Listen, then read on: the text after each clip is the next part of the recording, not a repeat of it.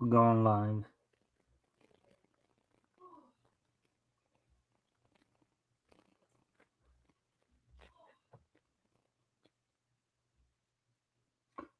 Hello, everybody. Hello. Nice. All right. Welcome to the Mike Stand. Today is, of course, Sunday, April the 12th, 2026. Of course, this being Sunday, of course, is our weekly look down, our weekly trip down Comics History Lane as we continue our trek through August of 1940. This week, focusing in on Fiction House. Get a little bit more into details in a moment, as I'm going to hand it off to my co-host for the evening to give him a chance to introduce himself and promote anything he may want to promote. So here it is, Mr. Rick Piper of Canada. So Yeah. Well, as as Mike said, my name is Rick. And you can see there, I'm creator of the Canadian Show, founder and creator of Cross Comics. Cross Comics is my own little comic book company where one of my main characters is Canadian Shield. I have a whole bunch of characters. But yeah, so and I have a YouTube if anybody wants to go check that out. In fact, here's one of my latest videos that I put up, a link to it. It's an unofficial, as I like to say it, collaboration with somebody. In this case, it's Jimmy Reyes, known as the box office artist. I was at Toronto Comic Con recently. He was there, and I commissioned him to draw up my character Snowdrip, and with that, I went and colored it myself. And yeah, so he sort of knew I was going to do it because I did it with a commission I got him to do before, but he asked whether I was going to be doing it again. I said, yeah. But, so it's unofficial because it may have been unintentional on my part to do this, but it wasn't necessarily intentional on his part, like to, collaborate to do this piece, I just like, I got a black and white art piece, and, a lot of people know who he is, so, and I figure it might draw in some people come to my channel, maybe be subscribed. Who knows? Anyways, that's it for now. Maybe all I'll right. do something later. Else later. All right. So with that being said, so I guess now we'll talk about what's on tap. Of course, friendly reminder to everybody before we get started. If you haven't already, you guys can help out by liking and sharing the stream. See if we can get some more friendly people to engage. That'd be appreciated. Also, if anything here grabs your anything that we talk about grabs your attention, uh, feel free to ask questions or comment, and we will try to answer the questions to the best of our ability. With that being said, let's talk about what's on tap for tonight. And tonight, as I said, we're taking another trip down Comics History Lane back to August 1940. This week, we'll be looking through the world of Fiction House. So we'll be reading from, of course, Jumbo Comics Volume 1, Number 20, Jungle Comics Volume 1, Number 10, Planet Comics Volume 1, Number 9, and Wings Comics Volume 1, Number 2. So the features we'll be reading in order, of course, will be Sheena, Queen of the Jungle, the Red Comet, um, also Jane Martin, and Simba, the King of Beasts. So without any further ado, let's go ahead and get to that. Grab the Hello, Netsuri. That's Netsuri. Hey next Netsuri, day. let's give me a sec while we Well, Mike brings up the comics. How are you, Net Siri? all right. So hello Netsuri, thanks for popping in, of course.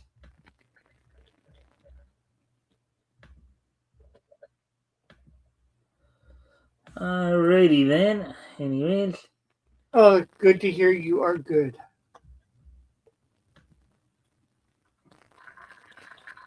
Alright.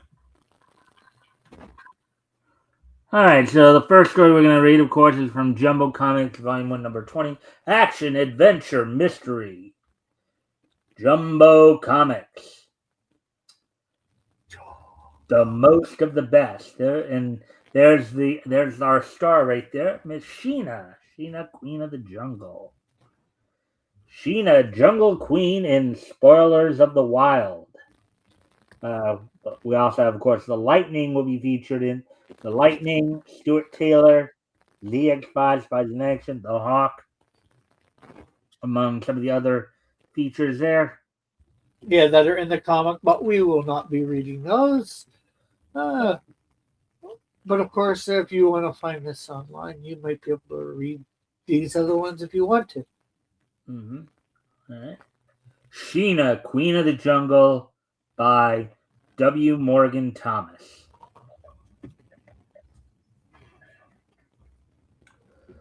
Bored with the routine of village life, Sheena and Bob go on an extended exploration trip into the territory beyond the Grandanga mountain range, an area never before seen by a white man.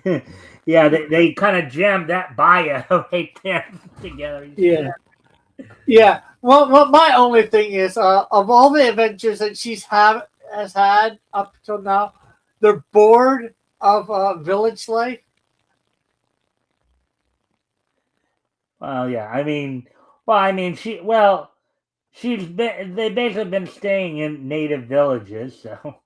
Yeah, but she's been having all these things. Normally, every issue, she's having some sort of adventure, right? And sometimes it's continued. Yet somehow she's bored of village life. It's not exciting enough. Yeah, she has all these exciting adventures. Yeah. It just makes no sense. Yeah. Or it's a little ironic, whatever. Anyways, yeah. on with the show. Breaking through the heavy jungle, they climb the lofty mountains. There it is. Just think, Bob. We are the first white people to set foot in this country. You want to do Bob? Sure. I wonder if we'll find anything new. Let's head for the volcano. Well, I think you'll find something new. You're in a new place, so a good chance of you finding something new. Mm-hmm. With an easy swinging gait, the couple walk towards the second mountain range, coming out on a lofty cliff at nightfall. Now, they're talking about swinging gait here, but it may not necessarily be the gait you're thinking of if you notice the spelling. What do you think that particular spelling of gait actually means? I'm not sure. I was actually sort of going to say something about the gate being a little bit more metaphorical, but because there's probably actually no physical gate there to, for them to pass through. But well, because that spelling of gate right there is not what you're thinking of. It's not the yeah. It's not like the one you're thinking of, or the one that most people would think of when they hear the word gate would be GATE, which is basically a barrier or a doorway to a section. Yeah. But this particular gate, do you have any idea what this specific gate means? No, not offhand. GAIT gate is basically your stride. Oh, okay. It's the way you walk. Okay. And I know because my dad used to tell me that I always, because of the club foot, my cerebral palsy and stuff like that, I have an awkward gait. Yeah, I had not. I don't think I have ever heard of somebody's stride as a gate. So Well, yeah, you that don't. is You there. don't well, again, it's another thing in which it's one of those words that you don't Yeah, really hear a whole lot when somebody's talking about like walking. Of course, in today's world, how many people walk a whole lot to begin with? yeah. Well, there's more than what you think. Obviously, people run and all that for exercise and all that. I do a decent amount of walking. I would say. Well, more in the summer or spring, maybe your fall, um, Well, if it shows but like that, though. yeah, but in my 50 plus years of being around, I've never heard. Not that there's lots of things that I probably haven't heard of or whatever, but I've never heard But of. you've never heard somebody use the term well because it's not it's probably not a term that's used as much anymore. Oh Because yeah, well that's for sure. But like and probably not even when I was young too. So, but yeah. that's definitely interesting. It's The, definitely the really only reason I know it's because again with what with my your dad. disabilities are, talking about note taking note of kind of an awkward gait I have, not in other words, awkward stride. In other words, for me, for example, like I have a tendency to drag my right foot at times when I walk, and Yeah. so hence the term awkward gait. All right. So, anyways, continuing on here. Look, there's the Council of Apes in the gully. I've seen them before, but there's something strange about this. I I I know they've got a fire. Fascinated, Sheena and Bob watch the gorillas plod about in a clumsy dance as one of them beats a huge drum.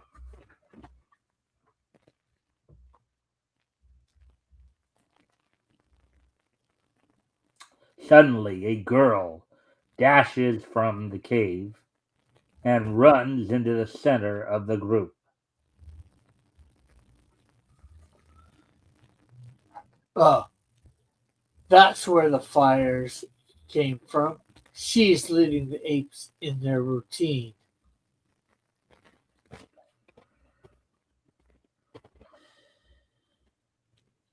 Look out, Sheena! Fight for your life!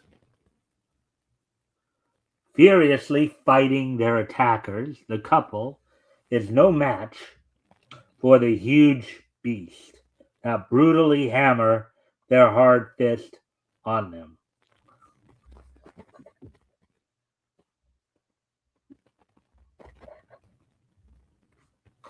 In a few minutes, both Sheena and Bob fall unconscious to the ground.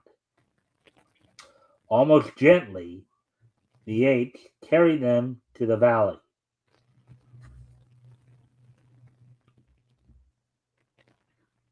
Graga, Iga, de cry. Lay them on the ground. I guess that's the translation. Yeah.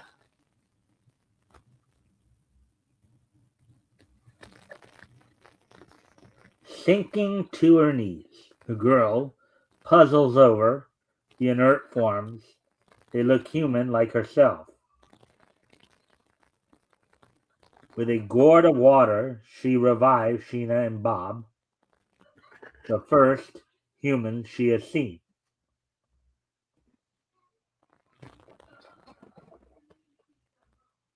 Oh, thanks. Who are you? Agar!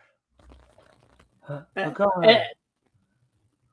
and something I was going to say earlier, but I didn't, and I should have. It would have been more poetic with this woman appearing.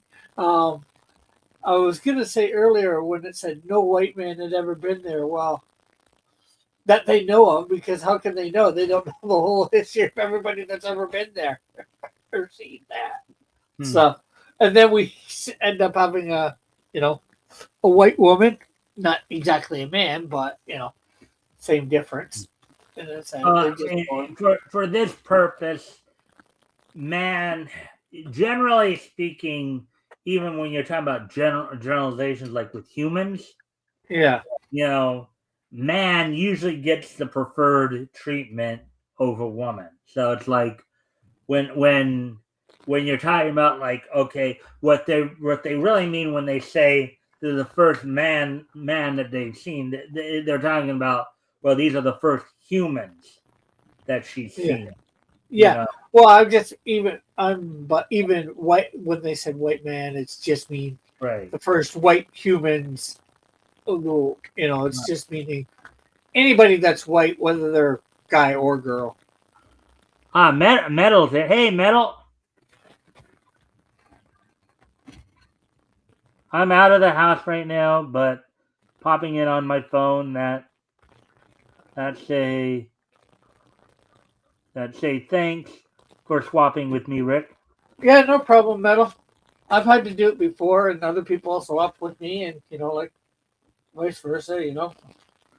And the thing is, particularly with Rick and Sabrina, they both have the flexible type schedules to where they could do this if need be. And that's kind of nice too. So yeah, for the most part, sometimes like say May 3rd, I wouldn't be able to do it because I would be. Apex is coming in on the 3rd, so you don't have to worry about that. So, Joe said only white humans accomplishing something counted back in those days. Well, it's just because the characters are white that it said you could. If the characters were black, it could have said black or whatever. But he's probably a little bit right in this, but it's just it's I'm not sure how to put it. I don't think it's only counted, like if something historic had happened, even black people back then. What you also have to understand too is that first up, one of the things we do know for a fact here is that a lot of the writers a lot of the comic book creators back in this time period were of Jewish descent. Okay. Yeah. A lot of them were of European Jewish descent. Yeah. Therefore, they were white, and they probably had a worldview where, and not to say that it was probably totally incorrect in saying this, but there probably was still quite a few more white people. In other words, the gaps between, let's say, white people and quote unquote minorities was probably still quite big, in population of North America, right. People reading it, but and I think I could be wrong, but I'm not sure how. I think white people have explored a bit more. I'm not sure. I don't care whether you're white, brown, purple, and you're exploring. Right. It doesn't really, and we're not talking about this like this just because we're trying to we're trying to be racist or anything like that. It just that's the way it was, Like, back then, there were parts of the United States that did have maybe where you did have close to, let's say, like in the South, the southeastern part of the country. But the only reason I'm saying white man is because the script said white man. Because it said no white man had ever seen this place, and they could have said human or man or whatever. I think generally, and that is more the product of the time that maybe Fitzgerald was more talking about. but also I think in the realm of language, right? In the usually when we talk about groups unless we do specific, like, you know, unless we do get down to the nitty gritty and we specifically say like a group of men or a group of women, when we're talking about like a group of people, like as a whole, men and women, Yeah. we tend to, the masculine tends to Yeah. Yeah. take the priority over the feminine. So when you're talking about, like, when you're saying humans, you know, usually they will say, you know, like man as opposed to woman, you know. Yeah, Unless meaning you're the human. specifically talking about Human. where the whole group is like a group of women or what have you. But, Yeah, like the human race and all that. Yeah, I get that. I was just more, and I just pointed it out. If it would, even if it would have just said man, white man, I don't care. Even if it would have been said black man, you know, in the script, it was just like really saying that is little ridiculous because as far as you know, nobody, no white man or no human had ever been here. But it doesn't these mean are the there people was. who are writing the story, and they're probably, and you know, there are. Granted, I don't know if there are quite as many now. There probably are parts of the world where they are kind of isolated, and you know, and at least in the fiction house universe, this is probably one of those isolated areas where you primarily mostly had gorillas and this young girl somehow. Kind of a la Tarzan-esque kind of situation, right? Where she was probably raised by these, and eventually, and it was kind of like we kind of saw that earlier, even with Sheena in a way too. Sheena also was kind of in that similar situation too. So, anyway, we should probably get back on with the story. Yeah, we're going on a wild tangent here on just that itself. Yeah. So, as Bob gets to his feet, a huge ape lumbers from the crowd and stands growling menacingly. Arms folded, the girl puts herself between the gorilla and the couple. Bob fingers his pistol in expectation. Now, what do you think is going on there, Rick? Why do you think that ape's getting upset? because these people that he doesn't know, or these territory, probably a little bit territory, you know, upset these people or whatever creatures are crouching on his territory. Well, yeah, I think that's a good point. I think it might even be a little bit more. Yeah, maybe something to do with the girl too. So right. But of course, we'll find out in a second or two here. Mm-hmm. Well, I do kind of already know because I did kind of like at least read the synopsis. I know what's coming, but I won't spoil it for anybody here. We'll just read through it and we'll see as we go along. Crad, Gunda. Go back. They are friends. Grogo. Oh, wait, I'll let you be the ape. Grogo. Igra. Gore. The evil. Kill.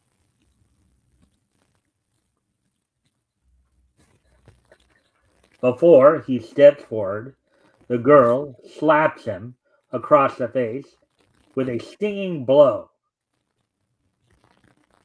Grabbing one of the hairy arms, she spins him about, lifting the 600 pounds as if it were 50. Whoa! She's strong, isn't she? Yeah. Is she Supergirl? I doubt it. But, well, remember, as we've seen with many of these type of characters, being in the jungle would kind of force them to by just in their daily lives basically be stronger, because like she's probably swinging trees and all that, and you know, even though her body may have been born frail, she conditions herself to be stronger than she actually is. So anyways, Fitzgerald says at that time, gorillas were seen as horror monsters. Yeah, they could be for sure. Hence why you have King Kong and others like him. Yeah. One, two, turns, and the girl lets go, tossing the ape high into the air.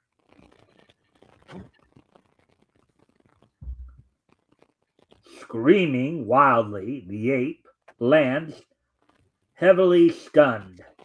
Yeah, it looked like right on his head, right on his head, back of his neck there too.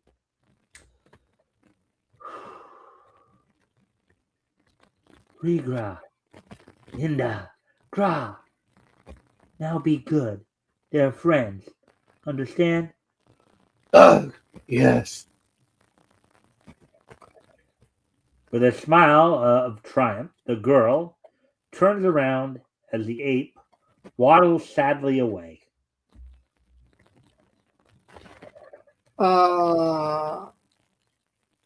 Fitzgerald says also that clearly gorilla is clearly not fully grown or has dwarfism. I say clearly twice. Yeah, that's all right. I said clearly twice.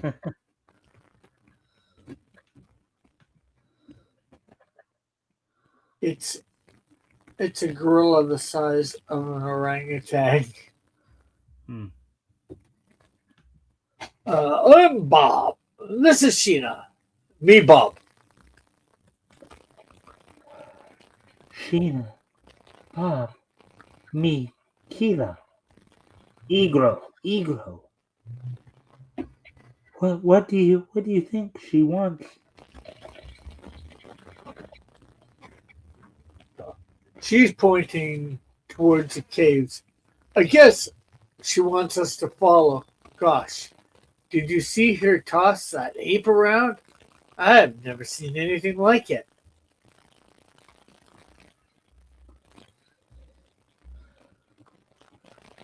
Food. I guess we're welcome. Wishing to study the lives of the anthropoids at close range, Sheena and Bob stay on. Meanwhile, they teach Keela English, which she picks up quite easily and quickly. One day, she takes Bob to see the volcano nearby.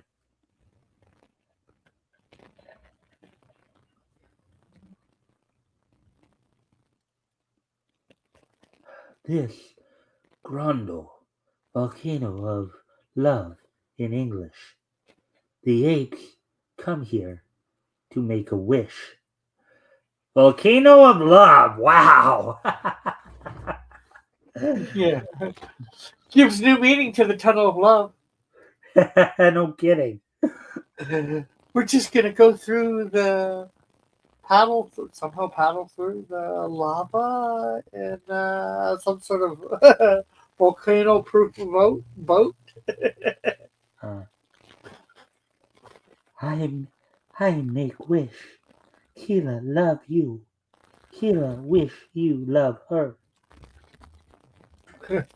And gives new meaning to wishing well. Hey, cut that out. Holy smokes.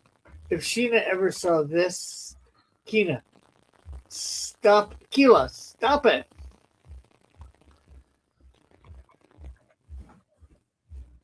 But Sheena does see it. Long suspicious of the girl's feelings, she had followed them. Furious with rage and jealousy, the Jungle Queen runs up the mountainside. Oh boy. Oh, now see what you've done? Sheena, Keela, kill. Keela, kill. Basically, she's going to try to take out her rival here in one shot. Yeah, Uh, I think Sheena's overreacting a little because I would hope she knows her Bob is, you know, um, loyal to her, and just somebody has, first man that she's ever seen, probably. well, Of I course mean, she's going to yeah, be I a mean, little at least from what infatuated. we've seen, she doesn't seem quite as angry at Bob. I think she's. They even stated that she was somewhat suspicious of Keela's feeling for Bob, but I don't think she was like thinking that Bob really wanted to reciprocate said feeling. Yeah, but even Now, that, Bob like, himself may have been up until Keela obviously acted on it. Probably was absolutely clueless as to the idea that that yeah. he had Well, feelings. he might have had an inkling, but he was probably trying to brush it away. But still, I think even with her seeing it, she should let Bob handle it, not come rushing in, you know, because she's a bit infatuated. This is probably the first guy she's ever seen, so of course she's gonna get some feelings or whatever, you know. Yeah, Let Bob yeah, in. that would probably work if we're dealing with with like quote unquote normal civilized people here.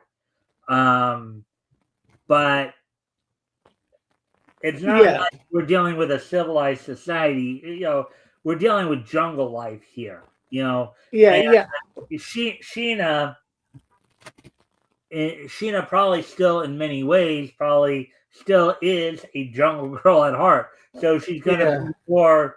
She's gonna more likely be emotional, more likely, instinct. yeah. You know, that whole thought process here. That's a thought process that, let's say, somebody who's raised in a civilized, like in a city or something like that, or just you know, You know what? Even nowadays, there's a lot of women that would act that way. That's the thing, like that's true too. civilized women that wouldn't act that way would act just like Sheena and end up getting, well, maybe sometimes in over their head Well, I don't know sometimes. if it would escalate to the point of where the women would literally be trying to kill each other, but they'd be like in a, and as Jerry Lawler used to put it, in a cat fight, and like pulling at each other's hair and scratching, clawing at each other, you know, Yeah, to get the upper hand. But again, yeah, if let's say this is more like in the city or suburbs or something like that, you know, yeah, you make a good point there in terms of, well, maybe she just should take it as, maybe she would have, but well, I don't even think, even if she, unfortunately, the woman, instead of doing it rationally, a lot of women just run in like that, and it's like, that's not the way to handle it. Let the guy handle it, and nobody's going to get hurt. You don't have to pounce her, because, what do you expect? You know, she hasn't seen a man at all and ever. She might yeah, not even know and men again, what I, exist. what I argue is that Yeah, Sheena's Sheena, upbringing, Sheena's upbringing, yeah, that thought it process just is not a Sheena, part of her thought process. That thought yeah, process is more somebody who would have been raised in a more, as I said, yeah. civilized society. But for the few times we've read Sheena, she's supposed to be, a bit smarter than most or whatever. So you'd think that she Yeah, might, I mean, well, yeah, but that's true, but still, there is a but then we wouldn't have the comic either. So, so there's that. Anyway, anyways, let's get back to the story here.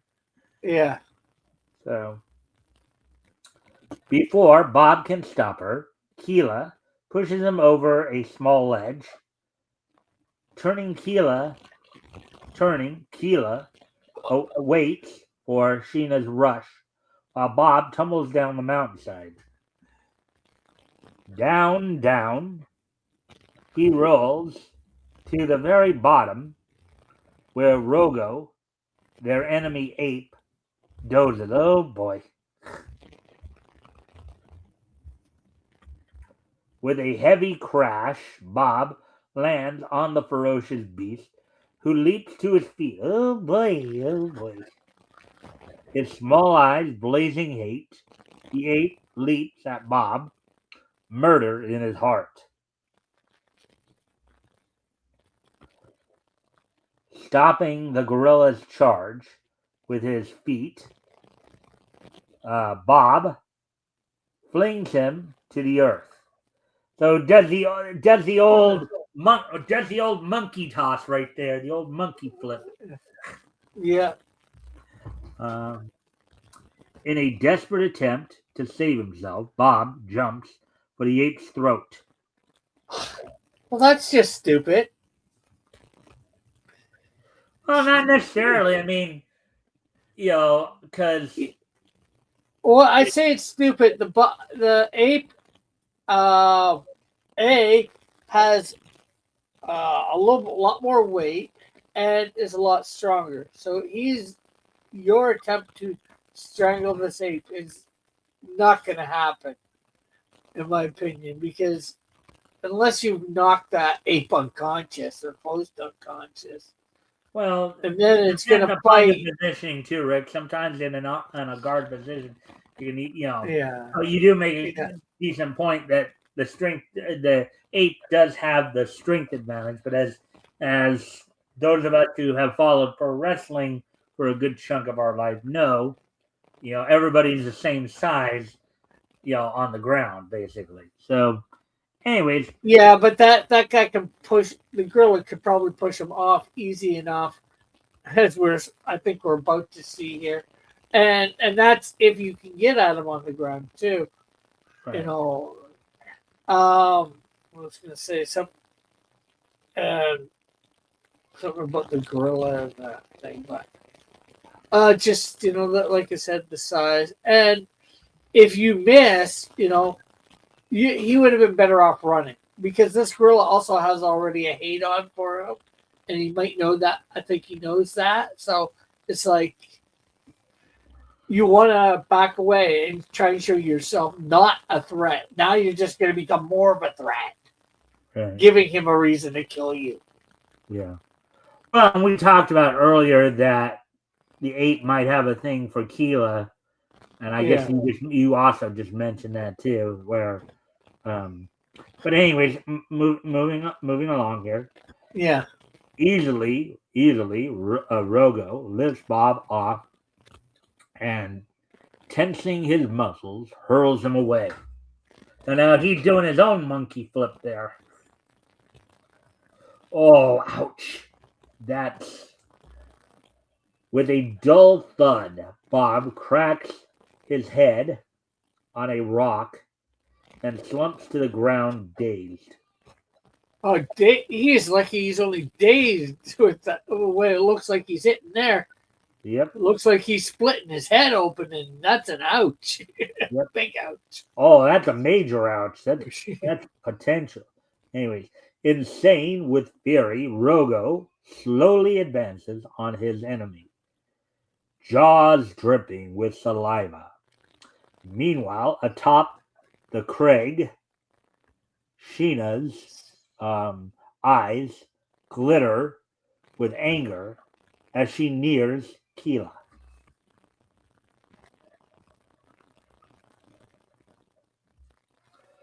I kill you.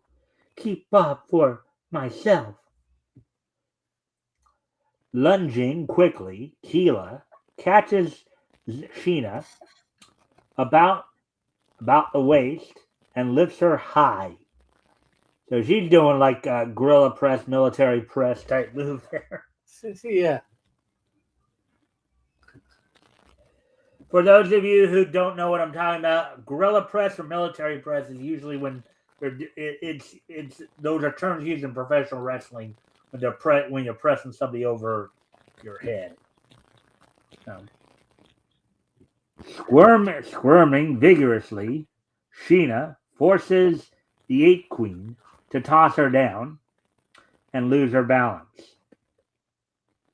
Narrowly escaping falling into the molten lava, Sheena braces herself for Keela's charge. Set for the kill, Keela leaps.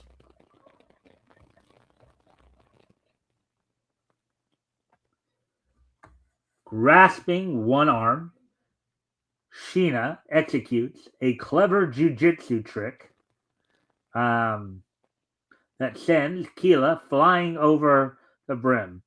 Basically, another variation on the monkey flip, basically. Yeah. Greedily, the white-hot rock envelops the girl, causing instant death as she sinks below the surface. Basically, she just got thrown into the lava, basically. Yeah. Okay. So, quite gruesome for the time, huh? Yes. Yes and no. It technically isn't definitely a gruesome death, violent death, however you want to say it. But Well, you don't really. because the lava and the smoke and all that is, but basically in You don't really reality, see what's going anything. on there is that lava is probably like almost instantly eating her flesh and bone. It's like she's turning to ash pretty quickly. Yeah. And if they did actually show that, that would be quite gruesome. Yeah. Well, more my point was they don't really show a lot. The most you see there is her arm sticking out from it, or part of her arm. So you don't really see the gruesomeness of her melting or whatever. You're told about it, so it's not so bad. All right. So as we, of course, continue on here, suddenly the volcano begins to rumble loudly and bubble violently.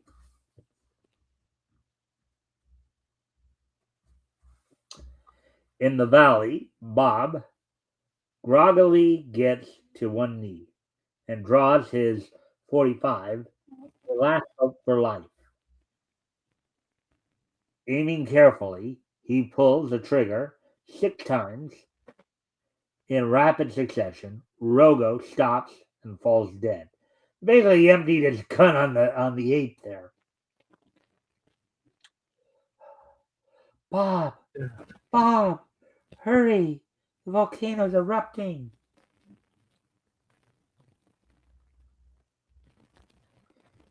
Keela is dead. Even now, the lava is beginning to overflow. We must leave quickly. This way. What? What? Look! The apes, they're blocking the only way of escape. Drawing his reserve gun, Bob fires into the herd to disperse them. But they come forward relentlessly to avenge their leader's death. Yeah, it's like, yeah, let's just walk right into an erupting volcano. That's smart, isn't it? Yeah, those apes would more likely be running because of the impending volcano eruption that they would probably know more about that was going to happen than the humans. Nearer and nearer they come. Just then the volcano erupts, sending showers of rock and streams of lava tumbling down the mountain. Bob, Bob, the lava's coming straight for us. Great Scott! We are on a spot. There's not a minute to lose.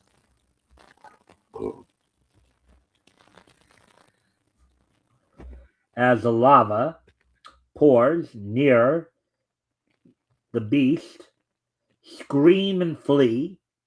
Quickly, the couple follow. It's setting fire to everything it touches. Head for the lake in the valley.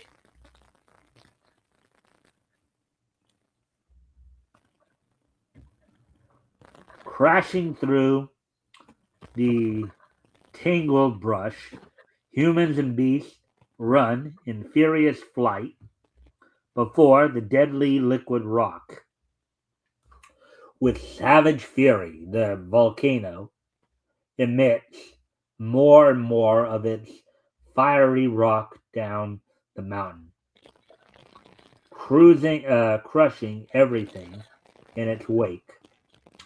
Finally, the lava dwindles to a stop, but the fire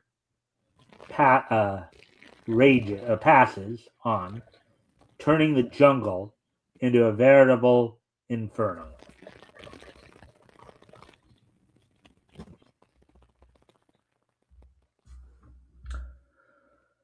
Plunging into the lake, the couple swims across.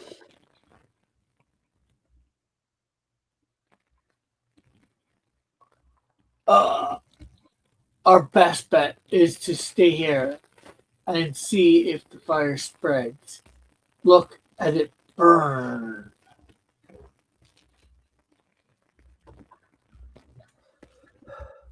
You are right. The beast won't bother us here, and if the fire does spread to the other jungle, we may find a way to escape. Throughout the night, the flames crackle and snap, filling the sky with clouds of smoke. The next morning, it still burns. By late afternoon, it dies down to a shoulder. That's the end of it.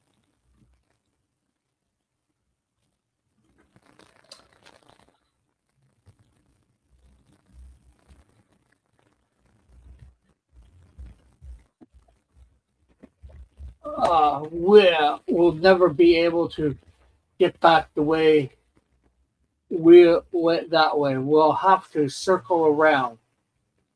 Ho hum. Let's get going. Oh, Bob, sometimes I think you're so lazy.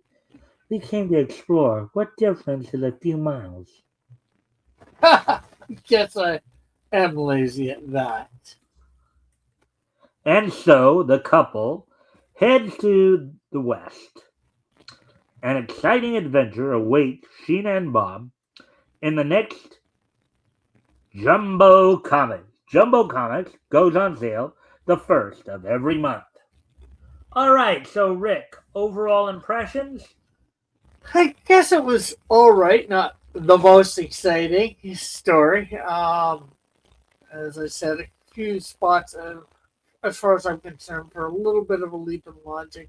Not terribly as some others, but it was all right. Not the best story, but not the worst. Hmm. In Well, my opinion. some interesting drama, love triangle drama thrown in there too, with, Yeah. with the two jungle girls fighting it out. Yeah, and I think they would have been better going in another direction. It was just, to me, it was a little ridiculous. All It right. was typical too. Have her fall in love, that way the fight and all that, but and then they kill her off almost. Like you know, like I said, it was all right. Just wasn't the best. And then it's just like fighting so near the volcano, and then she ends up getting tossed in. All right. So Dying ready to move on to the next story then? Yeah. All right. So now we're going to head over to Planet Comics number 9. We'll read the red comic. Now, a lot of these stories back in this time period, right? Did not, this is obviously one of the few exceptions that we just did, but a lot of these stories did not necessarily have titles to them when they were first published. Yeah. And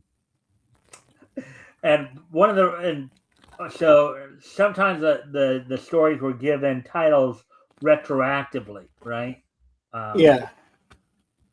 Now, so one of the reasons why I picked this story tonight, the one we're about to read here, the Red Comet story, is because the title they decided to give this particular story was invasion from Uranus. Of course, you know another way of saying Uranus, right? Yeah. Invasion from Uranus. Right. I was thinking that. That's funny. So I figured, okay, Yeah. let's do this. Weird Adventures on Other Worlds, the Universe of the Future. Planet Comics, November 9th, November, 10 cents, 15 cents in Canada.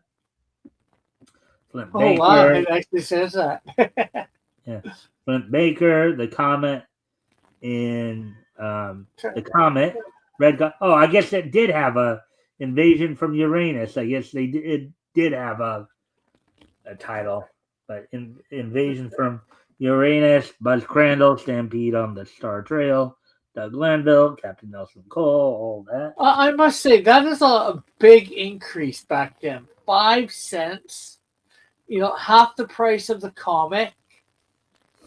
That's like if a comic was a buck, making it, like $1.50. That's a pretty big, a lot of inflation there, for exchange rate. And of course they went with the whole red and white coloring here for this story. Yeah, I'm not sure whether we've read Red Comet before or not. Yeah. I think we have. I know I have at least, but I think you might have been with me for one of the stories, but we'll wait and see here. Yeah. The Red Comet by Thomas Marlin. The mystery man of space reveals the secret of his amazing power of controlled growth. A new menace threatens Earth from the unknown void.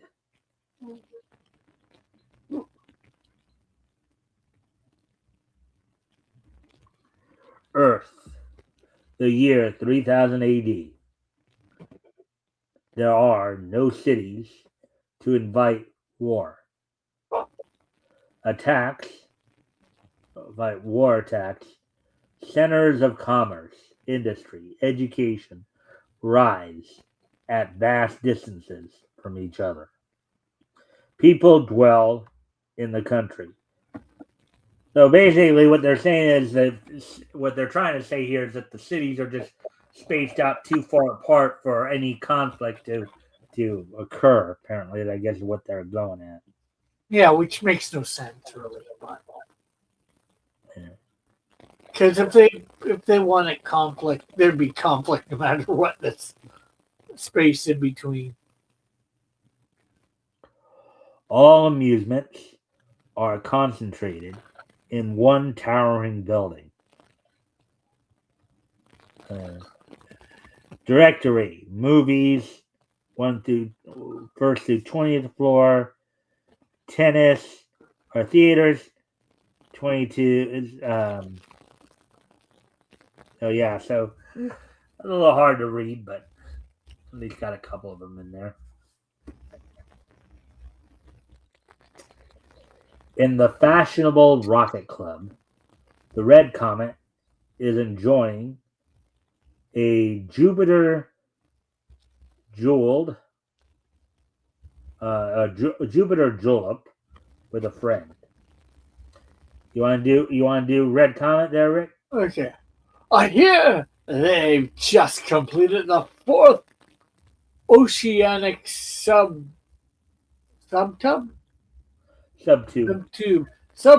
to Africa. You don't think it possible then? Hardly. Probably a publicity stunt. There may be a man called the Red Comet, but I don't believe he can change his size at will. Listen.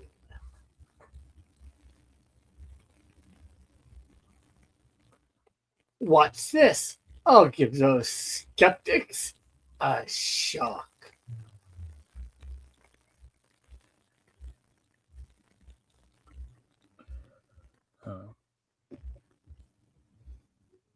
Well, I think we're going over I to think it's right and then back down. Yeah. yeah. So the Red Comet is not capable of changing his size, eh? Is that proof enough, sir?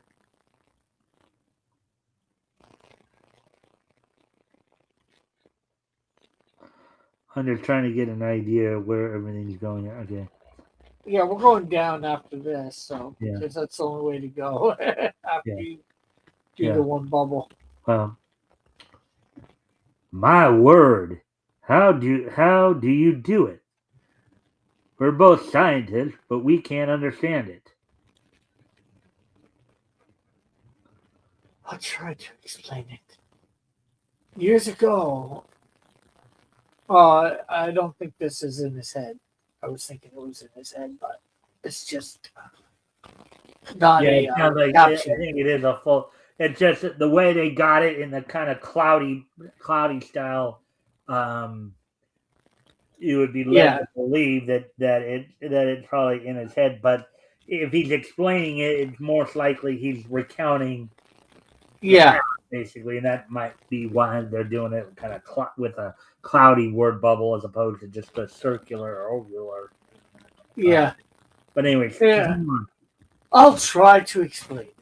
Years ago, I shot out into outer space. Something went wrong with my ship. As I climbed out to investigate, a jolting shock came out of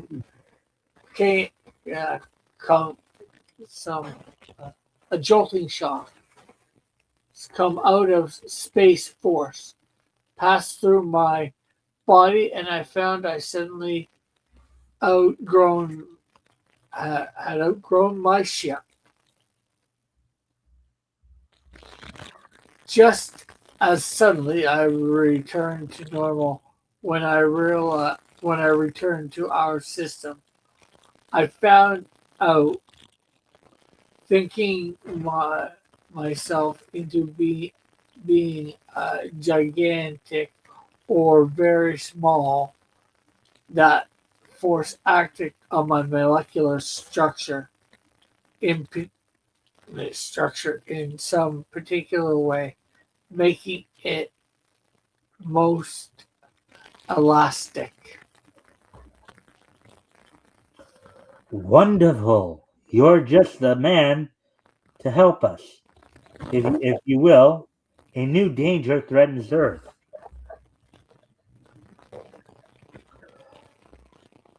Our scene shifts to the planet Uranus.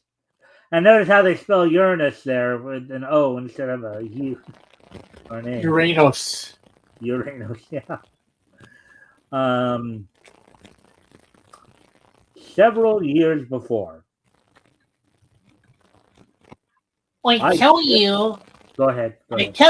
fellow Uranians, our planet is doomed. We must find a new land for our growing populace. Our resources are almost gone. I have a plan to transport all our people at once, and I suggest that we invade Earth. That's kind of a classic sci-fi trope there, and I saw, reminds me of an episode of the first Super Friends series as well, where you had and of course you also had you had kind of that undertone in in the Superman mythos too. Yeah. But anyway, construction begins on a miniature planet. The Uranians are put into a compression machine, which reduces them to a size small enough to live on the tiny sphere. At last, the sphere is shot from a tube by means of a volcanic force.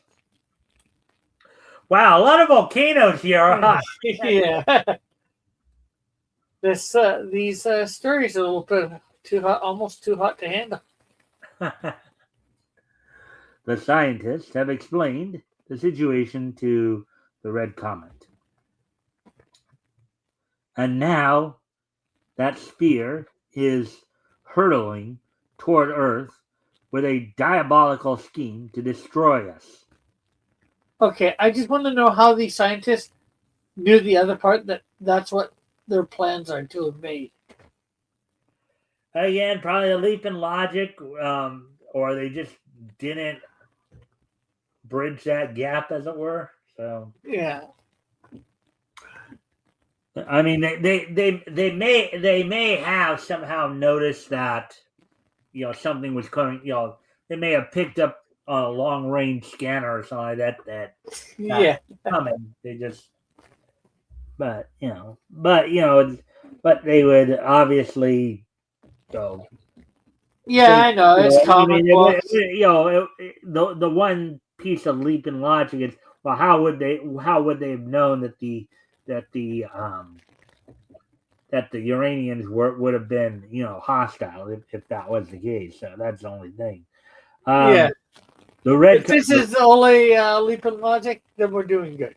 Yeah. The Red Comet takes off immediately. I'll find out what they're up to.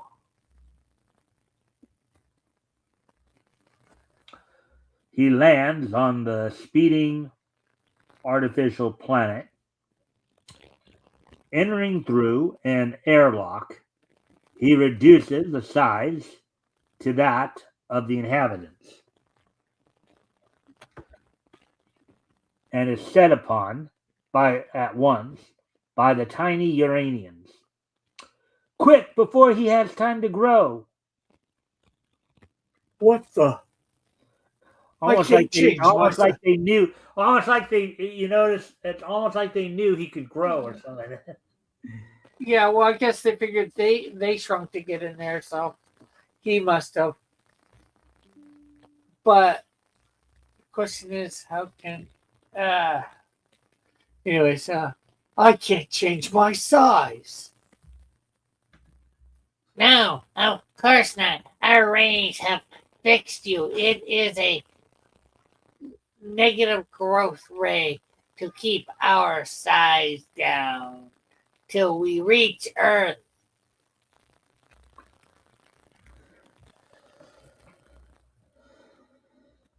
If you wish, you can be of service to us. We need only one element that is on Earth to complete a formula that will destroy all Earthmen. We will give you a high position in our government if you lead us to it. I'll think it over.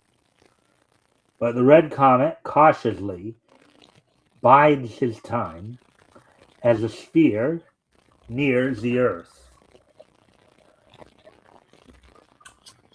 One day,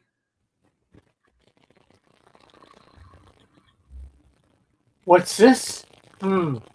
This may be our solution. Tell me, what do you need those helmets for? Our lungs cannot stand the oxygen in the air. It will burn us up. You mean oxygen will kill you? Yes. Jeez. What are these? The Martian Manhunters? Fire? I know it's not exactly oxygen, but burn. Well, maybe for their lungs can't process oxygen. Yeah. Oxygen probably does burn. It would probably burn there. In Yeah. some form or another.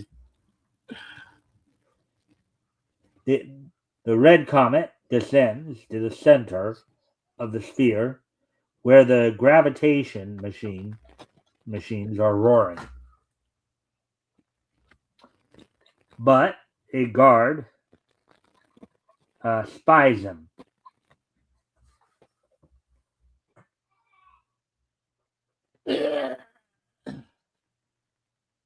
Seize the Earthman! Step right along, boys.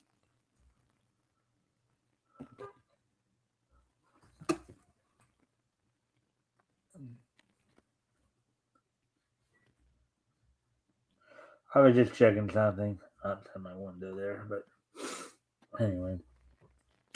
One by one, the red comet drops them in the works. Shrieks of agony mix with the roar of motors as the Uranians are crushed beneath the wheels. Wow, these guys are up for all the gore this week. People being tossed in volcanoes, people being crushed by gears. Or Uranians, not having their people, lungs burned yeah. out by oxygen. The red comet jams the machine that holds the Uranians to the surface. At once, the entire populace rises to the sphere's transparent covering.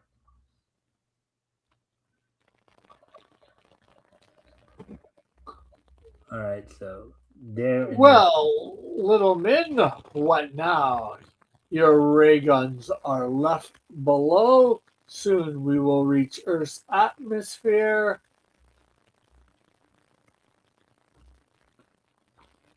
Letting go his hold, the red comet soars up to the ceiling.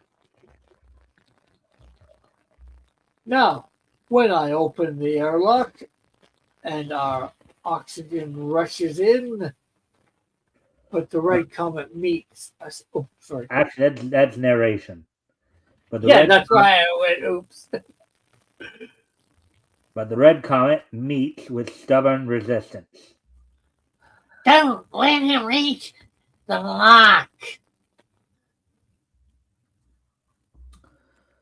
The red comet rips into the Uranians with jaws breaking blows. The jaw-breaking blows. Go ahead. Go ahead. No, I thought it was my turn to read the thing. He races along the glass dome to the airlock that holds the covering together. Now speak your part. We're falling through the stratosphere. Now, my would-be invaders, you'll get a breath of fresh air. Which probably would prove lethal to them, but at that moment, the sphere plunges into the Atlantic Ocean. It drops to the bottom, but quickly bobs up to the surface and floats there. The red comet strains every muscle to push the halves of the dome apart. At last it is done. The great rush of air sweeps the sphere. As the red comet emerges, the positive electrowaves of the atmosphere freeze him from the negative growth rays. This should be. I had some narration the other side there. Yeah, The sorry. The uranians are burned and crushed by the atmosphere. Look at the reaction there. Yeah, Dang, that's pretty graphic. yeah. This should make a nice souvenir of my trip. Oh wow! And he's even taken a sample to store for a souvenir. With a flying leap, the giant red comet skims from the coast to the government building where Washington D.C. used to be.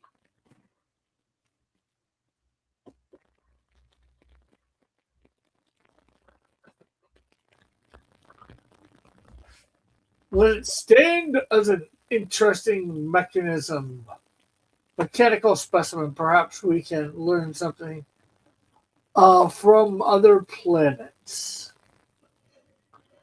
And from all over the face of the earth, scientists and engineers come to study the ingenious globe. Later, at the Rocket Club, the Red Comet rejoins his friend.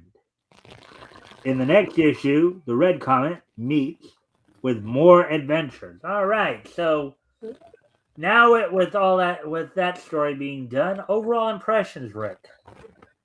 Wasn't too bad. A little lackluster, I'll say, in my opinion, but it was pretty good. Not too much in the leaps of logic. It wasn't too much long. Wasn't quite as long as the first one, though. But that's all right, you know. They just got their point. Yeah, do remember I do try to order these in descending order. So Yeah, the story was going to be the longest story. Yeah. Yeah, I get that and all that. I'm just saying it seemed a significant amount under. Not that there's a problem with it. It's an observation. But yeah, wasn't too bad. Like I said, there wasn't a lot going on. In the invading alien, but it's unique. They did set it up. It's like in the year 3000, so nothing is like what we know. Apparently there's aliens on Uranus. Mm-hmm. It's just too bad from Uranus. it's just too bad they weren't Klingons. Yeah. Well, anyway, I need to go off camera here for a moment, so I'll be right back. But why don't you talk to the chat for a moment, and then when I get back, we'll move on to the next story, Jane Martin. So I'll be right back. So is anybody still here? An interesting name for a hero that just grows. Red Comet, and that's really, it seems like, is just regular everyday name. He's really just, he's not even, he's a superhero, but not. It's just he's a guy that he's got powers, and he's just, hey, let's do whatever. Hey, we got these powers. Hey, you need help, government? Taking down some. No concludes. Sure, I can do something about that. Well, yeah, let's see whether I can help.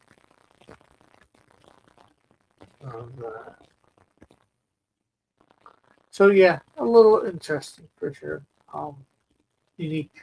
I was thinking I had read this with him before, but I don't think I have read Red Comet with him before.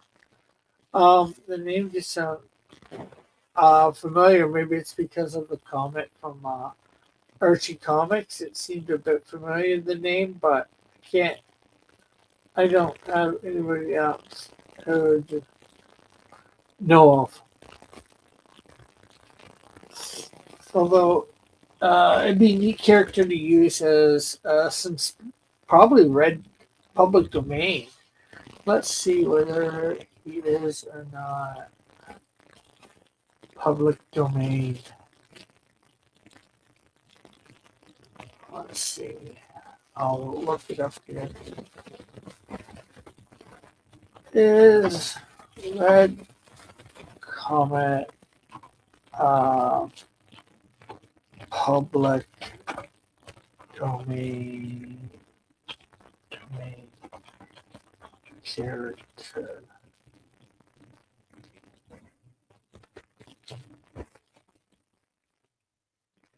Yes, he is.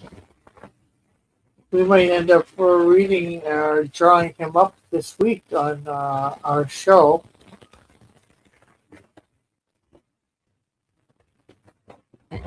His powers include telekinetics, super strength, extrasensory crime detection. Oh, I'm on his call. Oh.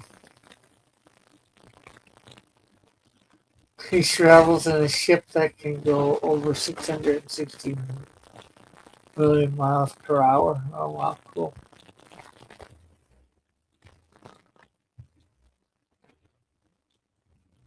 So, are you still here, Fitzchozo? Are you still here, Nazi? Natsai. I forget how you pronounce it already. Are you still here, Metal? Are you listening?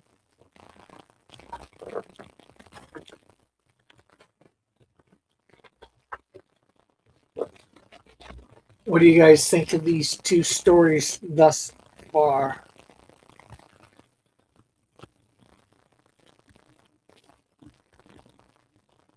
I'm going to be right back. I'm all right here. So it'll pick me up. And this is just maple syrup.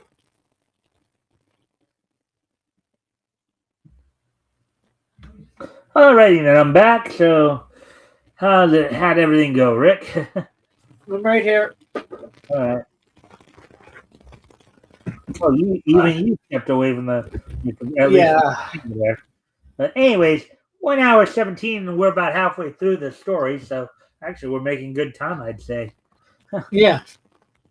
We got through the two bigger portions of 10 and 8. So now we're going to move on to the Jane Martin story in Wings Comics number 2. So that'll be our next story.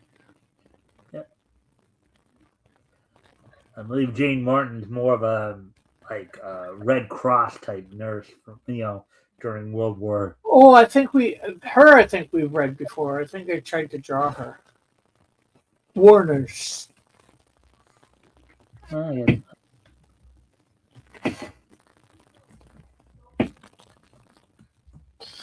Actually, I looked it up. There were several war nurses.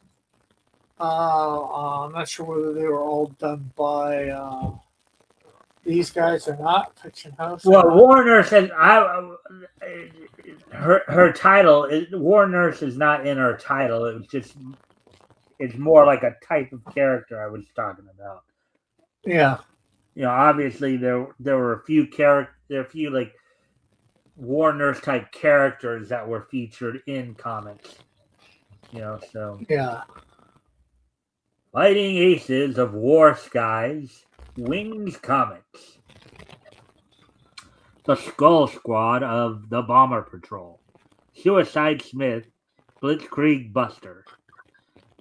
Clipper Kirk, Sea Eagle. Jane Martin, Ambulance Nurse. F4 Spy Hunter, Parachute Patrol.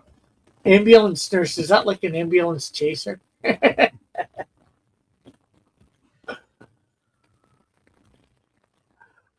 Did that say Suicide Squad? No, not Suicide Squad. No, I don't. Skull Squad. Oh, Skull Squad. Okay. I was going to say, I forget.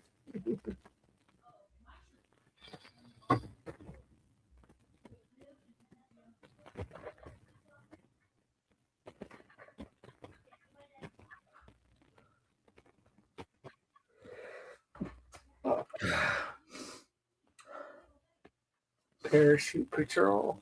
Mm-hmm. Now, Jane Was Martin, she 7 pages. was she in another comic before? Since this is what the second one of this one. No, we probably did read a Warner story, but I don't think it was this one. It was another character, another female Warner type character. Well, I remember it said War Nurse, and it's even saying War Nurse right here too. Jane Martin War Nurse. Yeah, I could have sworn it was the same person, but yeah. Jane Martin Warners by Fred Hawks. A woman's courage in the face of relentless death. The modern Florence Nightingale, Jane Martin, brings her brave succor to men in battle, risking all for the dying and wounded.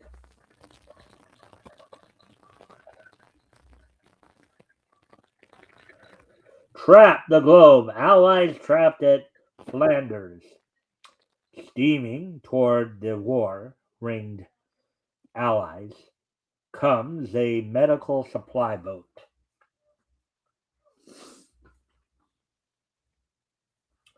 On deck stands the brave nurse Jane Martin, horrified witness to the battle. Bomb after bomb drop from the Nazi planes, sending the town of Dunkirk into flaming destruction. I need to go off camera here one more time. I'll be right off, but why don't you talk to the chat while I'm gone? This one will be a little bit quicker. okay.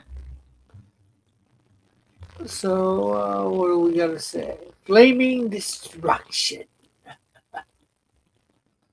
She's not in the battle. She's just there for after the battle to help the wounded. Bah, bah, bah. War nurse. Of course, what could she do during the battle? She's a nurse. She's there to give medical attention. You don't really need medical. Sometimes you need medical attention in the middle of battle, but usually it's after the battle is done. So, yeah. What else can I say? What can we say but drunken soldier? What can we do with early in the morning? I don't know. All right, I'm back. So let's get back to the story here. Factories and ships that only yesterday were busy in their various peaceful endeavors now are shattered and ripped open, while in the lofty skies the steady hum of motors warn of the invaders' approach. Bravely, the Allied guns speak out in protest, and British pursuit planes engage the enemy in battle. The Nazi bombers are forced to flee. I'm going ashore. They need my help.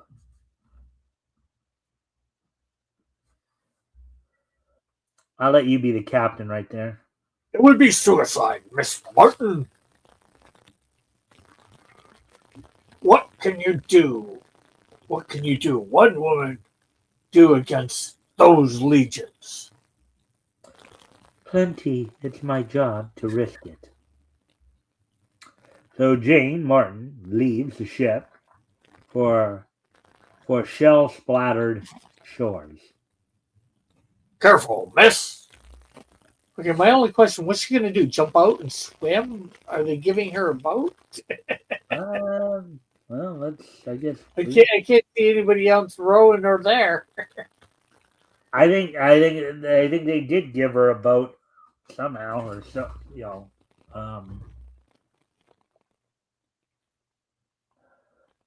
You must be very brave to do this.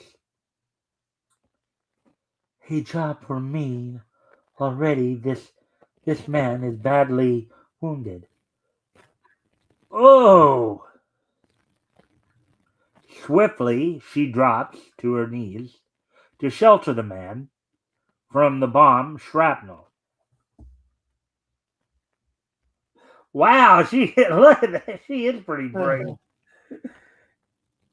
Easy does it. We'll find aid soon. But a parachute trooper. That and a beautiful woman, that nurse. So we've got make good friends, no?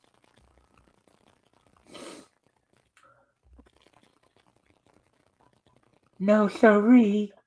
It kicks him right in the chin. This an insult to the fatherland. He mustn't suffer more shock. I will punish you for this. But Jane leaps at the Nazi's unguarded middle and deals a wind-jamming blow. Basically, I think she basically did a spear right into his chest there and knocked the wind out of him. Yeah, probably right into the gut, Yeah. stomach area. A mud bath might improve your looks and temper, Fritzy. and I'll relieve you of that gun. She forces a Nazi to carry the wounded Britisher. Now march. A group of British soldiers meets them.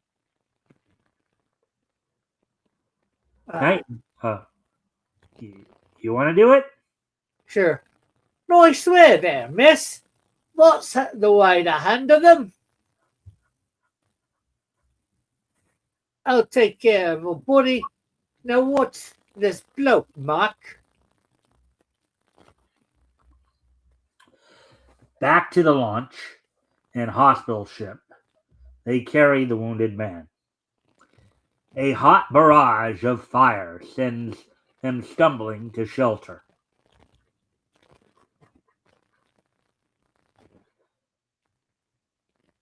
That's you. Down, soldier. I knew that, but enemy helmets shine through the smoking ruins before them.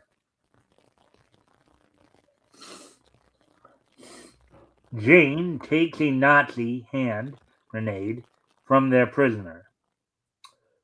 We'll get the devil with his own devices.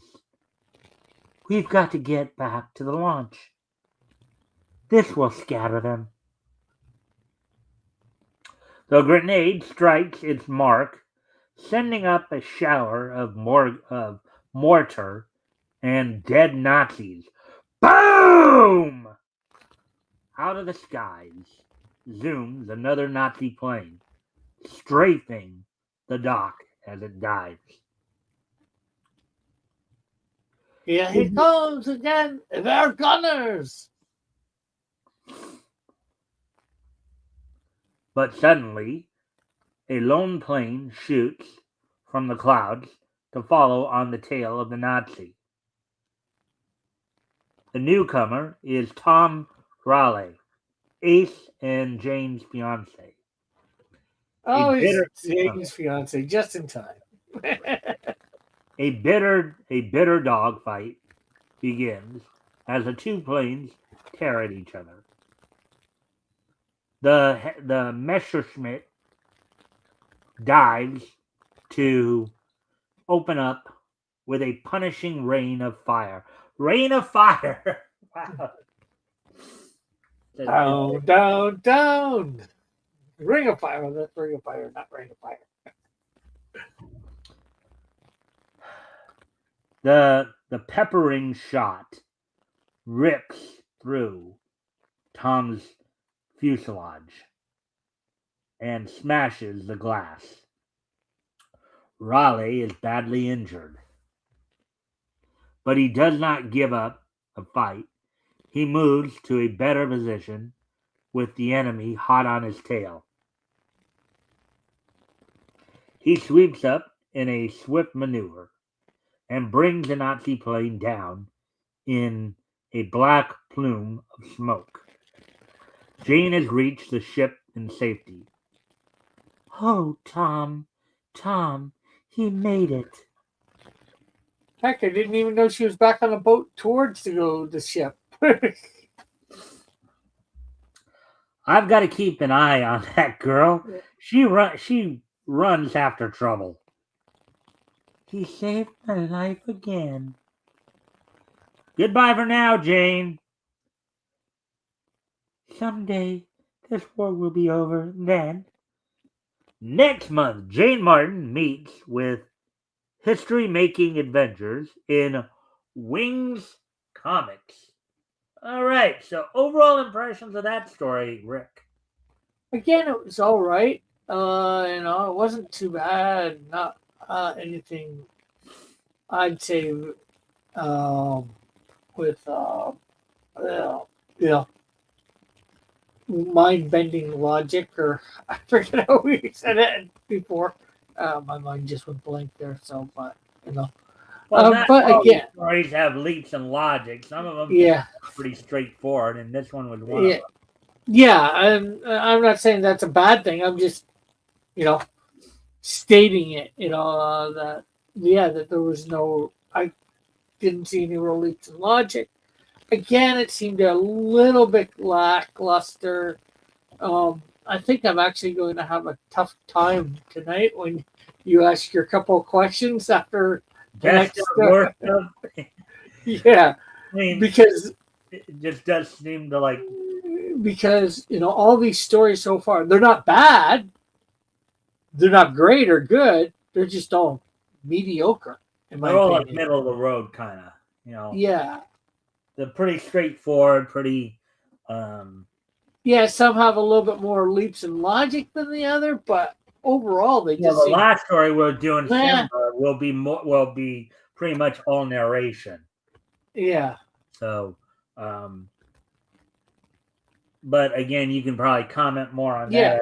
that because again, Yeah, and actually, most of these have been a lot of narration too. Well, yeah, But- but some, but Yeah. well, at least from my perspective, as a 7-page story, 7-page story, this one actually went kind of quick as compared to the other. Yeah.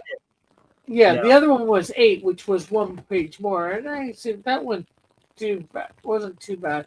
The first one was 10, which was, I think you said 10, right? So that's 10, an extra 7, and 5. So it's that's the page counts tonight. But anything more you want to say on this one before we move on then? Not really. I don't think there's a lot that I can say. There's not much to say. It's just, like I said, it's a very mediocre story. And none of them are moving out. And we're at the hour 33 mark, so we actually did make it through the 4 stories because the last one here is going to be like just 5 pages. Simba, King of Beasts, will be the next one we'll read, and then start to wrap things up there after we get through that one. So as I get there, that's of course in Jungle Comics number 10, volume 1, number 10. You would think Sheena would be in Jungle Comics. Well, I think because Sheena's probably a bigger name as like Jungle and Jungle came along later too. So Jungle Comic is like the big anthology that has more of a mix of all different characters. And all these other comics, all these other anthology comics they have are theme specific. Like Jungle Comics has almost all jungle. Yeah, well, that's why I was saying about Sheena. She's usually in the jungle, like she's almost a female Tarzan. But I think, but I think, as I said, because of the fact she's like a bigger name, it's like Yeah. you notice a lot of these other comics, the characters are not quite as widely known. Like if you were to say Sheena, Queen of the Jungle, everybody would know who she is. But if you were to say, let's say, like Red Comet or Jane Martin, people might scratch their head. Who? Yeah. So anyway, so let's.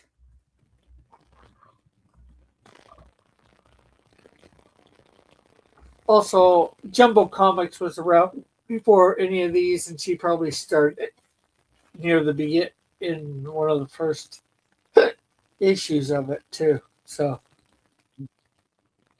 they didn't want to move her over to another comic. All right, so here's Jungle Comics number 10 with Konga Jungle Lord in Lair of the Renegade Killer, Camilla, Queen of the Lost Empire, Wombi Jungle Boy in Fight to the Finish. Also, Phantoma, Taboo, Roy Lance, Terry Thunder, Red Panther. Red Panther, not Black Panther. No, right? They had a Red Panther. So there's like Konga, the Jungle Lord, right there. And these stories are all like jungle based.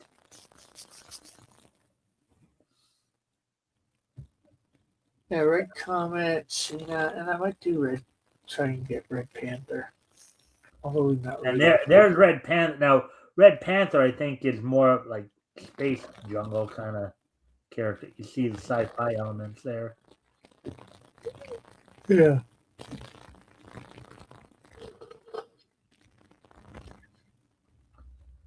Jungle Facts. There's Taboo, the Wizard of the Jungle.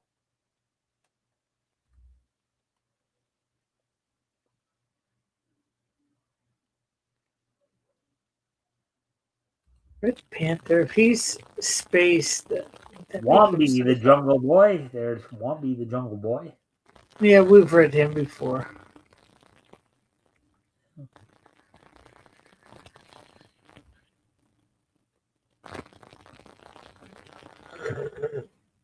It's that Jitterbug in the Jungle. That's a tech story.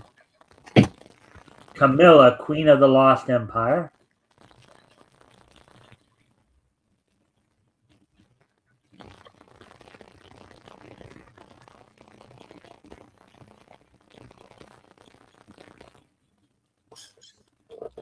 Roy Lance.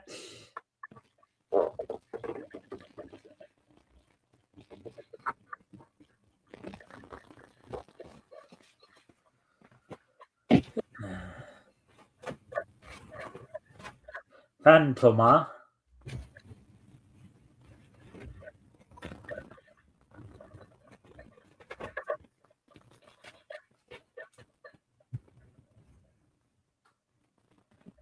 Here we go. Simba, King of the Beast. Muga, a giant gorilla, wanders across the grasslands into the domain of Simba and asserts his claim as ruler of all the jungle. All of the apes answer his roars and form an admiring audience as the great brute boasts of his prowess.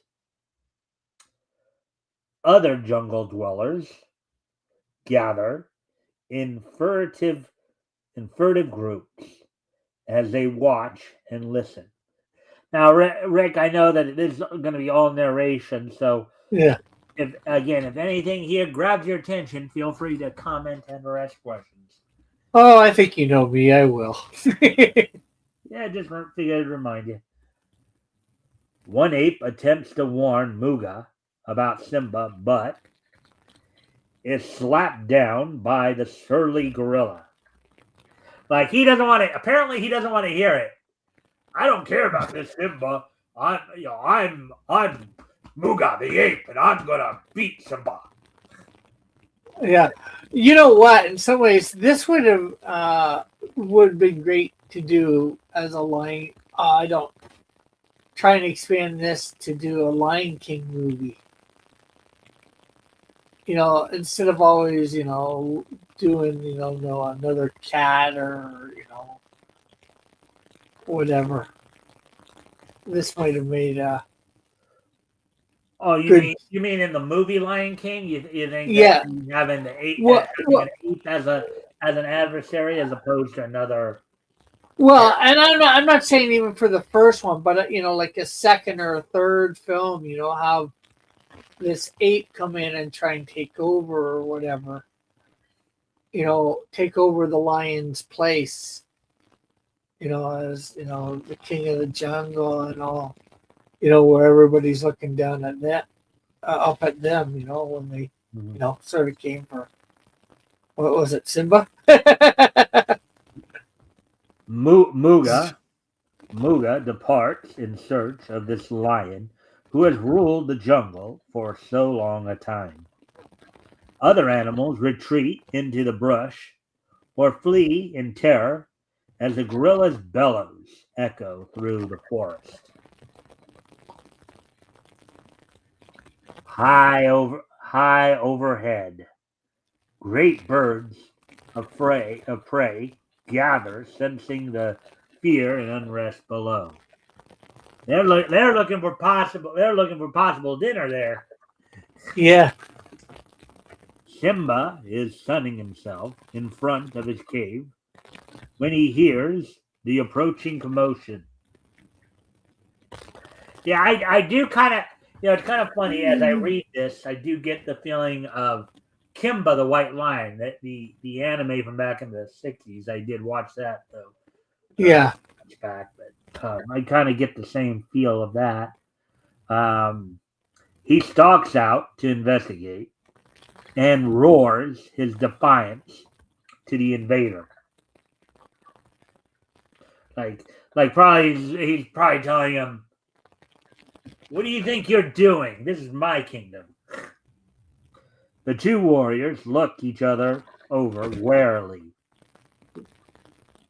Then the ape springs to attack. The battle rages furiously. Simba's sharp claws begin to give him an advantage. Chattering apes cheer on their hero, while other animals have gathered to watch the fight, which has shifted to the edge of a deep chasm. Suddenly, one of the apes screams in terror and points across the chasm where a forest fire appears. And two young gorillas are seen trapped by the flames.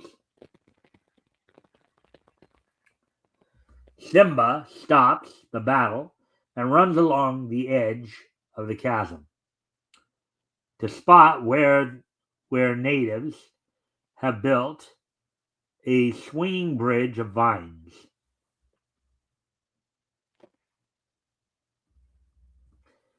It is precarious footing for the big lion. Yeah, no kidding. That bridge could probably give way to his weight. He could fall and have a very, very long and nasty fall. Well, it seems like there's some water below. I think I saw in a panel or two before. But he crawls carefully along the swaying vines. Muga has been watching Simba until one of the apes makes him realize that it would give him much prestige to make the rescue himself. He leaps forward and tears loose the ends of the vine bridge and leaves Simba hanging to the vines with his teeth and claws, frantically at the steep cliff. Muga grasps a long trailing. This part reminds me of Bluto and Popeye fighting out who's going to rescue Olive Oil.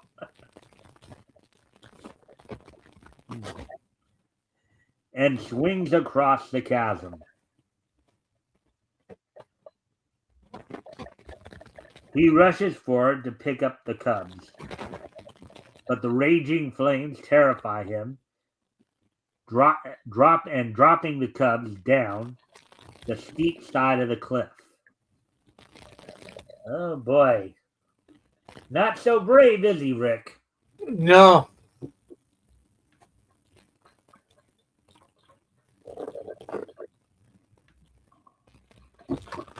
Meanwhile, Simba has clawed his way up the cliff and charges through the spreading fire to the rescue. He succeeds in carrying the frightened and scorched little apes down the steep cliff to safety. At a small stream at the bottom of the chasm, Simba pauses to lick his burns and rest. The other animals come scrambling down the steep cliff to praise Simba, who has again proved his right to rule the jungle. Muga sneaks off in disgrace. Yeah, he just got spanked, basically. Yeah. Another thrilling Simba story in next month's issue of Jungle Comics. Jungle Comics goes on sale the 5th of every month. All right, so overall impressions of this story, Rick?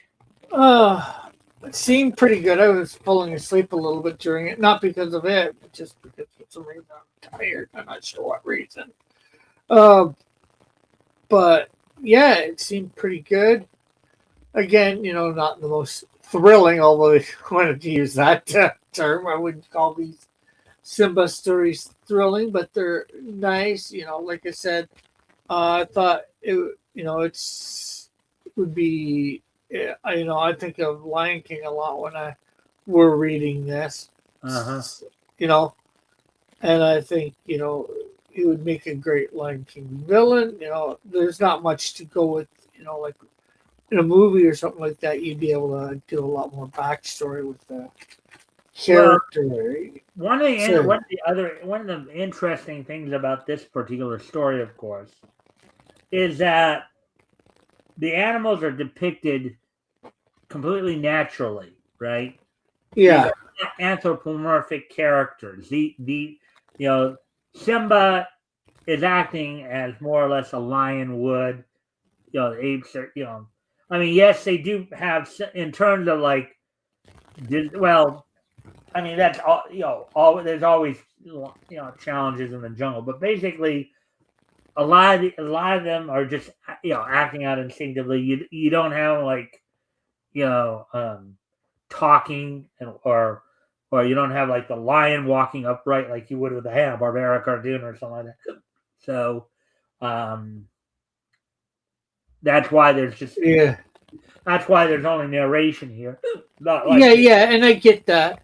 Well, they could have some sort of things, like the animals talking, not that they're talking English, it's just translated from their language. So, like lots of movies and no. If they did decide to do whole vocalizations, it would be like the lion would roar, roar, and the ape would go ooh, ooh, ooh. We might get the translation like we did in the Sheena story. Yeah, but all I'm meaning is instead of putting roar, roar in there, what the roar is meaning or the ooh, ooh, ooh, you gotta, sort of, you think that's what they're doing. Because, as I was saying, a lot of comics and movies and that. Well, if you do that, then you make it anthropomorphic that way. You don't even have to do that. My guess is that whoever the person who the writer of this particular comic did not want to make the characters anthropomorphic. Yeah, but you don't even have to make them anthropomorphic. we see a lot of movies with that, and where the dog is thinking, you hear what he's thinking or what he's saying to other dogs or those animals. And we saw it in the Incredible. I think it was the Incredible Journey, or maybe not it. Maybe it's the one that Michael Fox, J. Fox, was in. That he, I think it was him. That he did one of the voices of the animals. Oh, like Homeward Bound. Yeah, Homeward Bound, where it's all the animals as they normally are, but you hear what they're thinking or what they're saying to each other. They could do something like that. Not that they would, or not that they need to, but All right. Well, we're at okay. So, anything more you want to say before we start to wind down? No, not really. We are at the hour 50 mark, so I think we still made pretty good time. Yeah, for sure. So now let's get to the kind of the finishing part of at least talking about the stories we read tonight. So we read, of course, Sheena, Red Comet, Jane Martin, and Simba.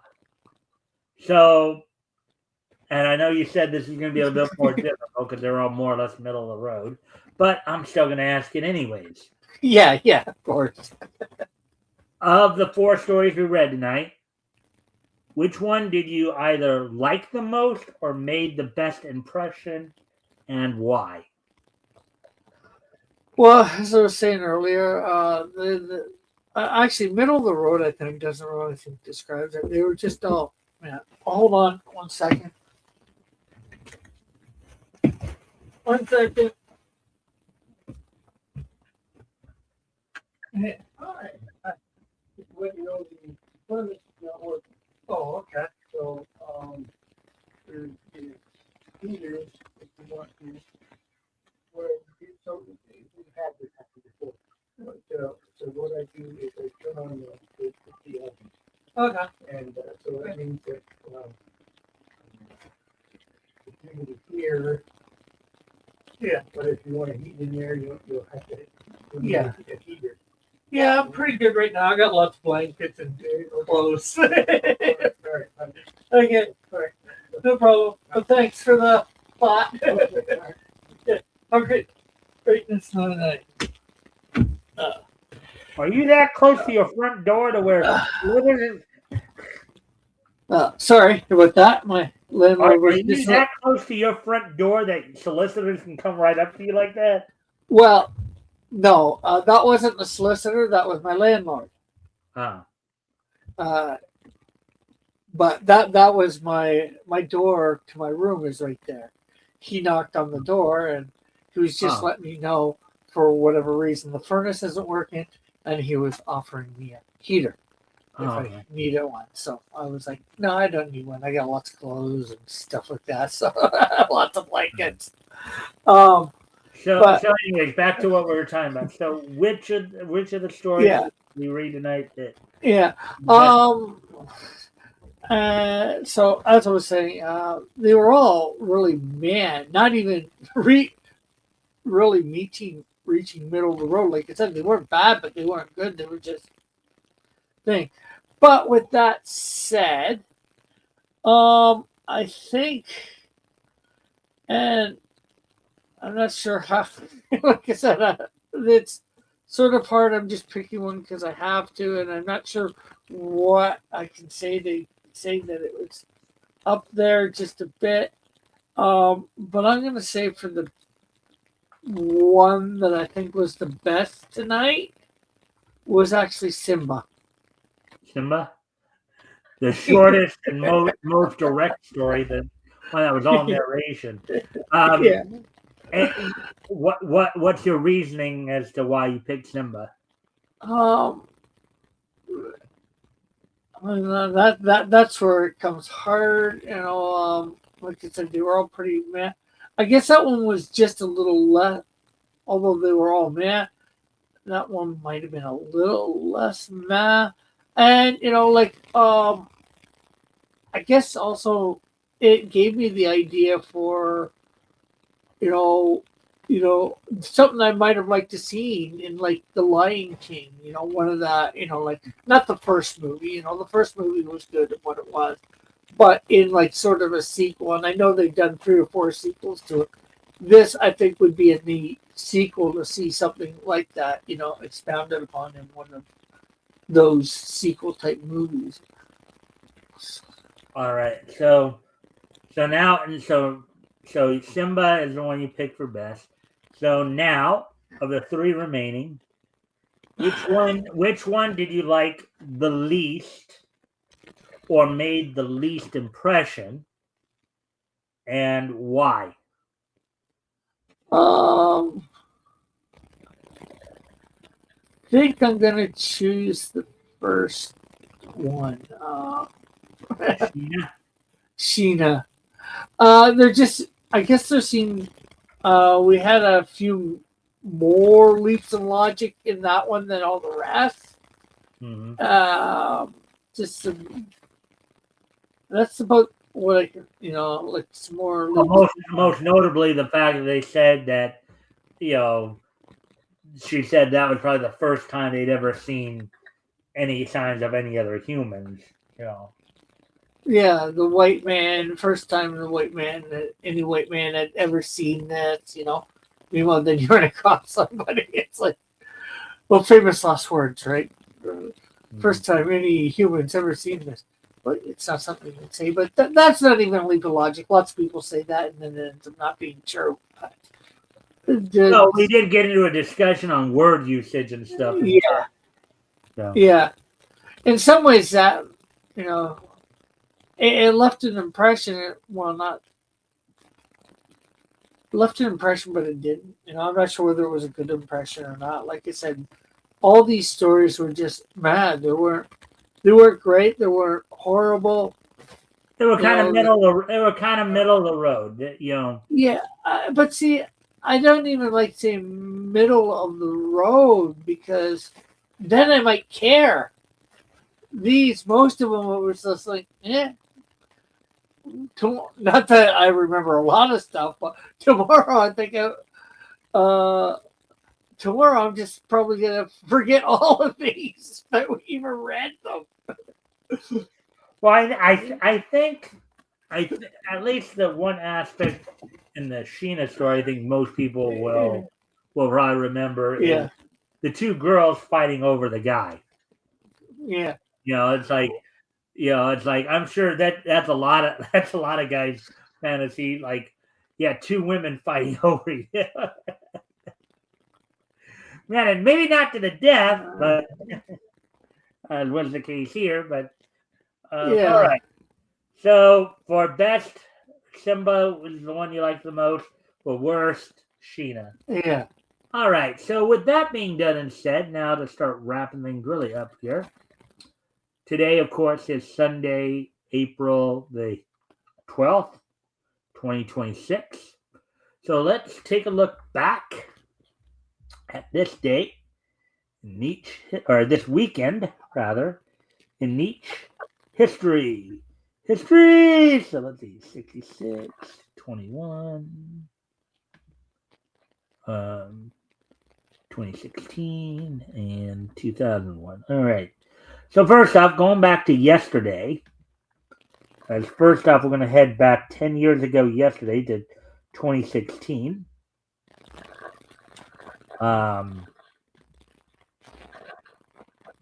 So as part of the rebooted version of the Powerpuff Girls from on Cartoon Network, the Powerpuff Girls episode "Bye Bye Bellum" airs. This marks the confirmed removal of Sarah Bellum, which angered fans of the original 1998 series. Now, this was the Powerpuff. This was kind of the reboot or the relaunch of the Powerpuff Girls series that came out like 10 years ago. Not to be confused with the original 1998 series. So apparently, when this episode premiered, they did confirm the removal of Sarah Bellum from the show, which angered a lot of fans of the original 1998 series. All right. So now, moving on to the year 2021. So that, of course, clear that out. In the year, so on yesterday's date, 5 years ago, the year 2021, at night 2 of WrestleMania 37, the following title changes happened on WrestleMania there, including Sheamus defeating Riddle to become the new WWE United States Champion. In a Nigerian drum fight, Apollo Crews defeated Big E to become the new WWE Intercontinental Champion. And Rhea Ripley would defeat Asuka to become the Raw Women's Champion. So at night 2 of WrestleMania 37, the first year they did a 2-night WrestleMania, mind you, I believe. Sheamus would defeat Riddle to become the new WWE United States Champion. Apollo Crews would defeat Big E to become the new Intercontinental Champion. And Rhea Ripley would defeat Asuka to become the new Raw Women's Champion. Oh, there we go with that. Now moving on, of course, to today. First off, I'm going to head back 60 years ago today. And on this date, back in 1966, back in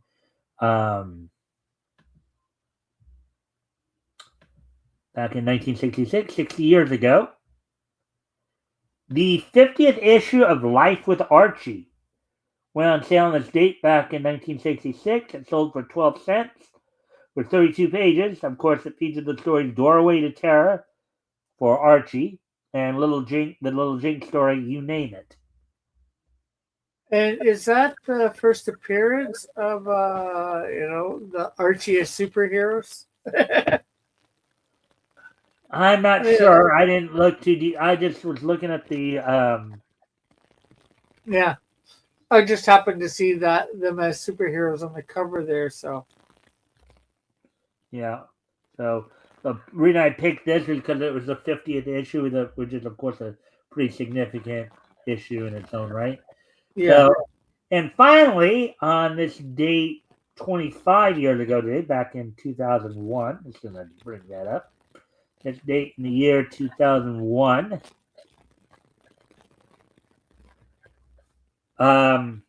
Steel Angel Kurumi #2, produced by OLM, premiered on Japanese television on this date back in 2001. So 25 years ago today, OLM's Steel Angel Kurumi #2 premiered on Japanese television on this date back in 2001.